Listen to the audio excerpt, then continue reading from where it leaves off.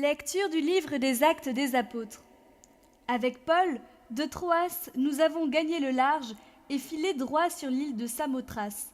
Puis, le lendemain, sur Néapolis, et ensuite sur Philippe, qui est une cité du premier district de Macédoine et une colonie romaine. Nous avons passé un certain temps dans cette ville, et le jour du sabbat, nous en avons franchi la porte pour rejoindre le bord de la rivière, où nous pensions trouver un lieu de prière. Nous nous sommes assis et nous avons parlé aux femmes qui s'étaient réunies. L'une d'elles, nommée Lydie, une négociante en étoffe de pourpre, originaire de la ville de Thyatire, et qui adorait le Dieu unique, écoutait.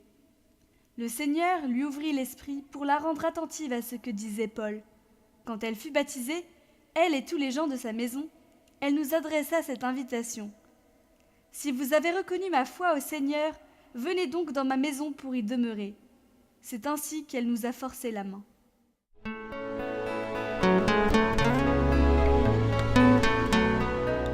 Évangile de Jésus-Christ selon saint Jean.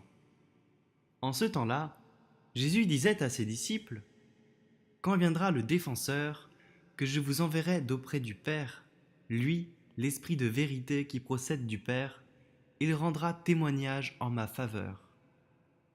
Et vous aussi, vous allez rendre témoignage, car vous êtes avec moi depuis le commencement. Je vous parle ainsi pour que vous ne soyez pas scandalisés. On vous exclura des assemblées. Bien plus, l'heure vient où tous ceux qui vous tueront s'imagineront qu'ils rendent un culte à Dieu. Ils feront cela parce qu'ils n'ont connu ni le Père ni moi. Eh bien voici pourquoi je vous dis cela.